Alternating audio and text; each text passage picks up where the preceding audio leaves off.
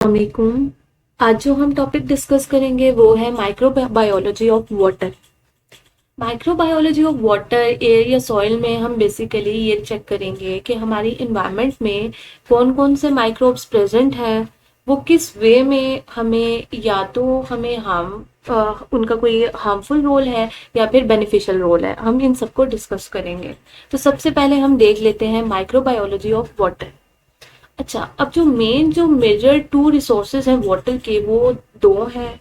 उनमें से एक आ जाता है आपका ग्राउंड वाटर, दूसरा आ जाता है आपका सरफेस वाटर। जो ग्राउंड वाटर आपका आता है उसमें आपके डीप वेल्स आ जाते हैं, सबटेरियन स्प्रिंग्स आ जाते हैं। इसमें अगर हम देखें तो वर्चुअली ये कहा जाता है कि इसमें कोई बैक्टीरिया नहीं होता, बिकॉज जब वाटर पेनिट्रेट आउट किया जाता है इतनी डेप्थ से, जिसमें सॉइल्स आ जाते हैं, डीप सैंड आ जाते हैं, रॉक्स आ जाते हैं, तो वो during that process of penetration उससे जितने भी कंटेमिनेशन होते हैं वो रिमूव हो जाते हैं। But actually it's just a virtual thinking. कुछ बैक्टीरियाज आपकी हर जगह प्रेजेंट होते हैं और कोई ना कोई बैक्टीरिया उसमें ज़रूर प्रेजेंट होता है। But as compare to the surface water, it is comparatively less contaminated via microbes. अब अगर हम इसे देखें कि जब ये चैनल फ्लो करते हैं, ठीक है, तो फिर उसके बाद जब ये पेनिट्रेट आउट हो जाते हैं उसके बाद इनकी कंटेमिनेशन होती है। अच्छा, सेकंड पे जो आपका आ जाता है सोर्स ऑफ वाटर, वो आता है सरफेस वाटर। अब ये जो सरफेस वाटर होता है इसमें आपके स्ट्रीम्स आ जाते हैं, आपके लेक्स आ जाते हैं, आपके शैलो वाटर्स आ जाते हैं।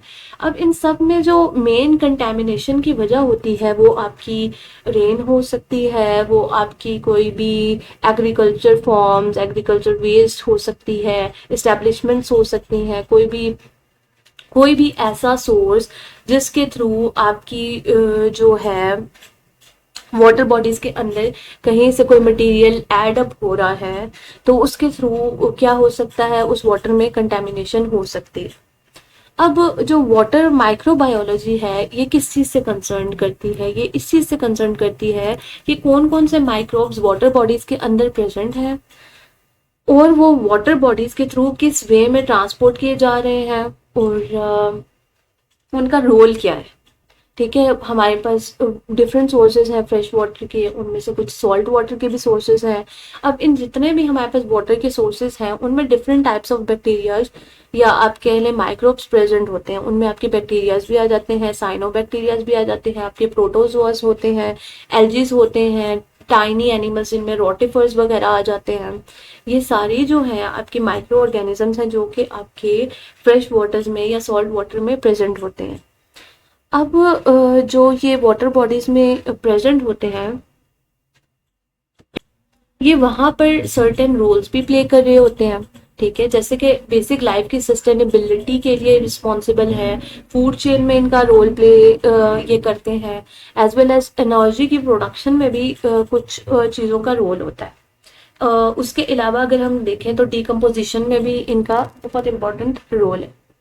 अब सबसे पहले हम देख लेते हैं साइनोबैक्टीरिया को। साइनोबैक्टीरिया भी हमारे पास एक बैक्टीरिया है जो वाटर बॉडीज में मोस्ट कॉमनली प्रेजेंट होता है। ये क्या करता है, ये बेसिकली सनलाइट को कन्वर्ट करता है एनर्जी में, और और ये बेसिकली आपका क्या करता है, ये एज अ फूड भी यूज करते हैं डिफरेंट ऑर्गेनिजम्स। अच्छा, उसके बाद ना हम देख लेते हैं कि आपके जो बेसिक सोर्सेज हैं उसके थोड़ा सा यहाँ पर बताया हुआ है कि कौन कौन से सोर्स हैं। अब देखें यहाँ पर वेल्स का आपको दिया हुआ है, स्प्रिंग्स का है, शो करी है डायग्राम, स्ट्रीम्स को बता रही है। जोन ऑफ एरेशन का मतलब होता है ऐसा जोन जिसमें आपका वाटर भी प्रेजेंट है और आपकी एयर भी प्रेजेंट है और सॉइल भी। ठीक है, तो बेसिकली इसमें सॉइल्स के दरमियान में जो स्पेसेस होते हैं उधर वाटर भी प्रेजेंट होता है और एयर भी प्रेजेंट होती है। उसके बाद आपके वाटर टेबल्स आ जाते हैं जो बिल्कुल डेप्थ ऑफ सॉइल को रिप्रेजेंट कर रहा है, जस्ट बीनीथ जिसके वाटर प्रेजेंट होता है। उसके बाद है जोन ऑफ सेचुरेशन, और जोन ऑफ सेचुरेशन में आपकी जो वाटर होता है, वाटर बॉडीज होती हैं वो प्रेजेंट होती हैं। अच्छा अच्छा, वाटर में ना आपकी बहुत सारी लाइफ जो है वाटर उसे सपोर्ट करती है, उसमें आपके माइक्रोब्स भी आ जाते हैं। अब जो आपकी वाटर बॉडीज में वाटर ये जो बैक्टीरियाज ये आते हैं, ये मोस्टली तब आते हैं जब, जैसा कि हमने अभी डिस्कस किया, कि कोई या तो आपके एग्रीकल्चर्स के थ्रू आ सकता है, फॉर्म्स के थ्रू आ सकता है, या अगर आपकी जो ह्यूमन वेस्ट है, अगर उसका लिंक किसी तरह से वो उसने कंटेमिनेट कर दिया विद फ्रेश वाटर, तो भी ये माइक्रोब्स क्या करते हैं, उसमें ग्रोथ स्टार्ट कर देते हैं और उस वाटर को कंटेमिनेट कर देते हैं। जैसे कि आपकी अगर हम ह्यूमन बॉडीज में देखें तो इंटेस्टाइन्स में एक large number of bacterias present होते हैं। उनमें आपके सैल्मोनेला आ जाते हैं, ई कोलाइज आ जाते हैं, शिगेलिया आ जाते हैं, विब्रियो कोलेरा आ जाता है। जब ये इन बैक्टीरिया से जो कंटेमिनेटेड वेस्ट होगी, जब नेचुरल सोर्स के साथ लिंक करेगी, ठीक है, जब नेचुरल बॉडीज को एंटर करेगी, तो वो उस वाटर को भी कंटेमिनेट कर देती है। अब इसी का एक जो यहाँ पर आपको बताया हुआ है कि 20,000 में कनाडा में एक ऐसा ही हुआ था जिसमें कंटेमिनेशन हो गई थी ई कोलाई की इन द वाटर बॉडीज, और उसका जो नंबर था वो था O157H7। और इसने बहुत ज़्यादा नंबर ऑफ पीपल को इफेक्ट किया था, मोर देन 2000, और 7 उनमें से किल भी हो गए थे। अच्छा, ये तो हो गए इंटेस्टाइनल जो आपके वॉर्म्स हैं या इंटेस्टाइनल ट्रैक्ट में जो आपके बैक्टीरियाज प्रेजेंट होते हैं उनकी। इसके अलावा आपके कुछ वायरसेस भी होते हैं जो आपके इंटेस्टाइन में प्रेजेंट होते हैं, जिनमें आपके रोटा वायरस आ जाते हैं, एंटीरो वायरस आ जाते हैं, आपके कोसेक्सी वायरस आ जाते हैं। ये जितने भी वायरसेस हैं, ये ये थ्रू योर फीकल मैस ये वाटर बॉडीज में एंटर हो सकते हैं। उसके अलावा कुछ जो है प्रोटोजोअस की स्पीशीज, जिनमें आप जियार्डिया कह सकते हैं, क्रिप्टोस्पोरेंडियम कह सकते हैं, ये भी आपकी क्या होती हैं, ये भी ह्यूमंस के थ्रू या फिर ये जो आपकी वेस्ट है उनके थ्रू वाटर बॉडीज में एंटर करती हैं और वहां पर फिर ग्रो करना स्टार्ट कर देती हैं। अब यहाँ पर एक आपको पिक्चर बताई हुई है, इसमें आपके ना डिफरेंट जोन्स को शो किया हुआ है। सबसे पहले यहाँ पर है टेरेस्ट्रियल प्लांट्स। अच्छा, अब ये जो आपको टेरेस्ट्रियल प्लांट्स का बताया हुआ है, ये वो है जो कि आपके वाटर बॉडीज के पास प्रेजेंट होते हैं और ये डैम्प एनवायरनमेंट में ग्रो करते हैं, ठीक है। उसके बाद यहाँ पर आपको बताया हुआ है लिथोरल जोन का। अच्छा, ये जो लिटोरल जोन है, ये कौन सा जोन होगा, जो कि आपकी सॉइल के करीब करीब प्रेजेंट होगा, और इसमें बेसिकली इसमें क्या होगा, इसमें आपके मैक्सिमम वो बैक्टीरियाज ग्रो करेंगे जो कि आपके एरोबिक रिस्पायरेशन करते हैं, जो ऑक्सीजन को कन्वर्ट करते हैं और अपना क्या करते हैं, अपनी फूड प्रिपेयर करते हैं। एज वेल एज ये जो आपका ये वाली जो रीजन होता है या जोन होता है, इधर सनलाइट भी आ रही होती है, इधर ऑक्सीजन की भी डेफिशिएंसी नहीं होती। तो यहाँ पर जो मोस्ट कॉमनली आपके एरोबिक बैक्टीरिया से ग्रो करते हैं। नेक्स्ट जो आपका आ जाता है वो आता है लिम्नेटिक जोन। ये जो लिम्नेटिक जोन है, इसे ओपन वाटर भी कहते हैं, और ये यूफोटिक जोन, ये जो है ये वो जोन है जिसमें स्लोली स्लोली आपकी जो ऑक्सीजन लेवल है वो डिप्राइव करनी शुरू हो जाती है। आपकी यहाँ पर सनलाइट भी कंप्लीटली फॉल नहीं करती। ये reason as compare to littoral zone क्या होता है, कूलर होता है, कूलर होगा। यहाँ पर अब एरोबिक बैक्टीरिया नहीं ग्रो करते, यहाँ पे एनारोबिक बैक्टीरिया ग्रो करते हैं मोस्ट कॉमनली।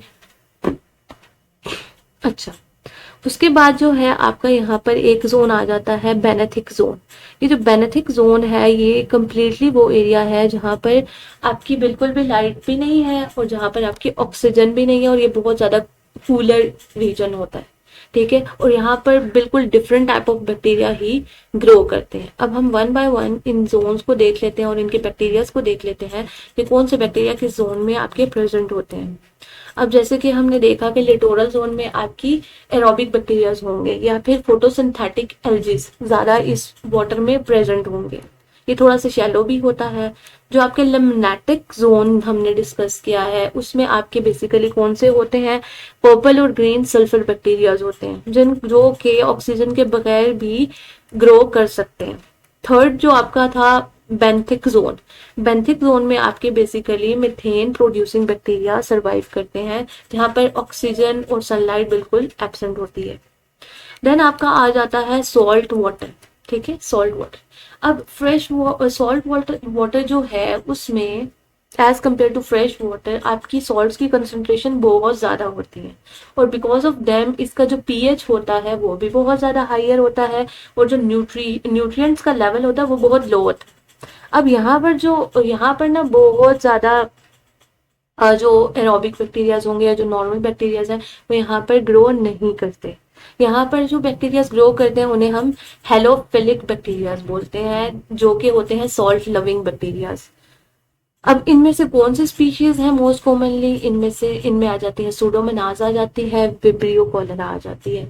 ये इस वाटर में इजीली ग्रो करती हैं। उसके अलावा जैसा हमने स्टार्ट में पढ़ा था कि जो आर्ची बैक्टीरियाज हैं जिन्हें बोला जाता है बैक्टीरियाज का एंसिस्टर, उनके बारे में भी ये बात बोली जाती है कि वो एक्सट्रीम इन्वायरमेंट में ग्रो करते हैं और वो जो है बेसिकली कुछ रिसर्चेस के अकॉर्डिंग आपके सॉल्ट वाटर में आर्ची बैक्टीरियाज पहले बहुत ज्यादा प्रेजेंट होते थे। अच्छा, उसके अलावा ना कुछ सर्टेन टाइप ऑफ एल्जीज हैं जो कि आपकी सॉल्ट वाटर में प्रेजेंट होती हैं जिनमें आपके आ जाते हैं डाइनोफ्लैजेलेट्स। अब ये जो डाइनोफ्लैजेलेट्स हैं इनका एक ड्रॉबैक ये है कि ये रैपिडली ग्रो इसमें कर देते हैं और वाटर को कर देते हैं रेड। अब वाटर को रेड भी कर लेते हैं और दूसरे नंबर पे ये करते हैं कि वाटर से न्यूट्रिएंट और ऑक्सीजन को डिप्लीट कर देते हैं। अब ये जो डाइनोफ्लैजेलेट्स हैं ये कुछ फिशेस को भी कंटेमिनेट कर देते हैं और जब कोई इन फिशेस को ईट करेगा तो ह्यूमन में भी कुछ डिजीज ये कॉज करते हैं।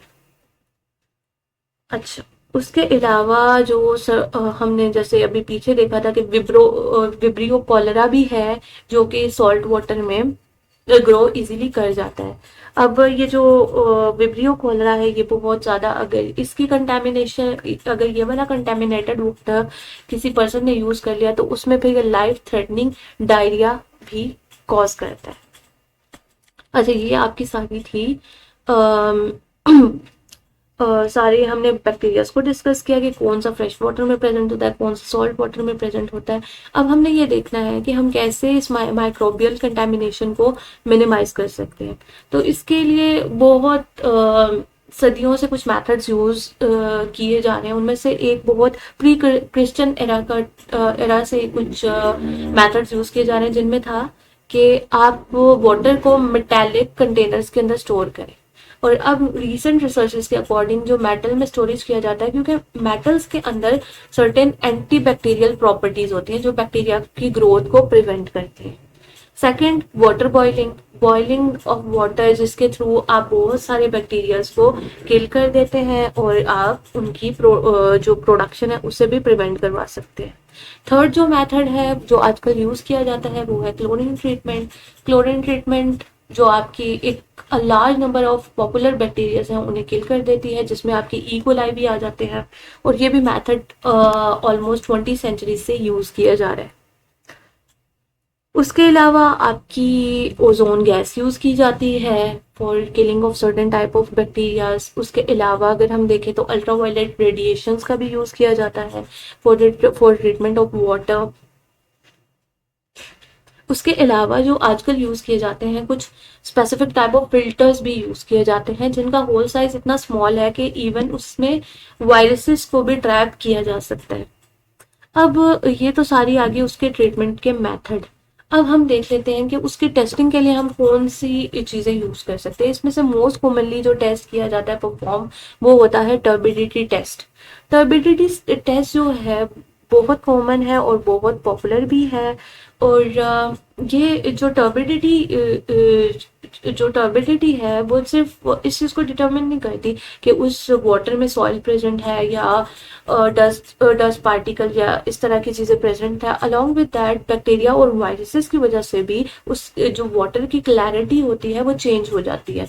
तो ये आपको क्लियर इंडिकेशन दे देती है कि वाटर आपका कंटेमिनेटेड है या नहीं है। कुछ कंट्रीज में इसकी बहुत ज़्यादा आप कह लें कि वाटर बॉडी की टेस्टिंग के लिए लेजिस्लेशंस भी हैं और रेगुलेशंस भी हैं जिन्हें फॉलो किया जाता है। हर टाइम टू टाइम सैंपल लिए जाते हैं और वाटर बॉडीज़ के एनालिसिस किए जाते हैं।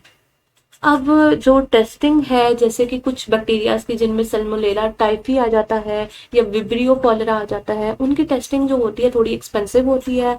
लेकिन अगर हम ई कोलाई की देखें तो क्योंकि ई कोलाई ग्रो बहुत ज़्यादा करता है और उसको उसकी प्रेजेंस को इंडिकेट करना बहुत इजी है, तो इसकी जो डिटेक्शन है वो इजीली टेस्ट के थ्रू पॉसिबल है। और ये एक इनएक्सपेंसिव भी आप कह लें कि मेथड है जिसके थ्रू हम ई कोलाई को डिटेक्ट करते हैं। अच्छा, उसके बाद हम देख लेते हैं कि वाटर बॉर्न डिजीज कौन कौन सी है। वाटर बॉर्न डिजीज जो है ये सब वही बैक्टीरियाज और वही वायरसेस कॉज कर रहे हैं जो कि वाटर के थ्रू ट्रांसपोर्ट किए जाते हैं या ट्रांसपोर्ट होते हैं। ठीक है, इनमें से सबसे पहले आ जाती है बेसिलरी डाइसेंट्री और शिगेलोसिस। ठीक है, अब डाइसेंट्री, इसमें भी एक्सट्रीम डायरिया होगा, वोमिटिंग होगी, इसमें कुछ स्किन इन्फेक्शन भी हो जाते हैं, रैशेस वगैरह भी अपीयर हो जाते हैं। देन आपका कॉलरा आ जाता है जो कि आपका विब्रियो कॉलरा कॉज करता है। देन आपका आ जाता है हेपेटाइटिस ए। हेपेटाइटिस ए भी एक वाटर बॉर्न डिजीज है जो कि वाटर की कंटामिनेटेड वाटर की ड्रिंकिंग की वजह से ही आपको होती है। देन आपका आ जाता है टाइफाइड फीवर, मलेरिया आ जाता है, डेंगू फीवर आ जाता है, एस्केरियासिस आ जाता है और वॉर्म इन्फेस्टेशन आ जाती है। उसके अलावा कैम्फाइलोबैक्टीरियोसिस आ जाता है, जियार्डियासिस आ जाती है। ये वो सर्टेन डिजीज हैं जो कि आपकी वाटर से लिंक्ड है। अब यहाँ पर एक और आपके टाइफाइड फीवर के सर्टेन सिम्टम्स भी मेंशन है जिनमें आपका आ जाता है डायरिया आ जाता है, हेडेक आ जाता है, मेलिएज आ जाता है, नोजिया, वॉमिटिंग। ठीक है, और ये बेसिकली जो टाइफाइड फीवर है वो आपकी सल्मोनेला टाइफी और सल्मोनेला पैराटाइफी कॉज करती हैं जो कि आपको होता कंटेमिनेटेड वाटर से ही है, उसकी ड्रिंकिंग से। ऑलमोस्ट 1.1 बिलियन पीपल जो हैं वो उनकी सेफ लैक करते हैं एक्सेसिबिलिटी टू सेफ वाटर। और एवरी डे ऑलमोस्ट 4500 तक जो है डेथ रेट पहुंच चुका है चाइल्ड डाइंग का बिकॉज ऑफ दिस इशू। तो ये हमारा था सारा जो आज हमने डिस्कस किया वाटर माइक्रोबायोलॉजी से, जिसमें हमने देखे कि कौन से बैक्टीरियाज या कौन से माइक्रोब्स आपके वाटर बॉडीज में प्रेजेंट होते हैं, उनका वे ऑफ ट्रांसपोर्टेशन क्या है और वो कौन कौन सी डिजीज कॉज करते हैं।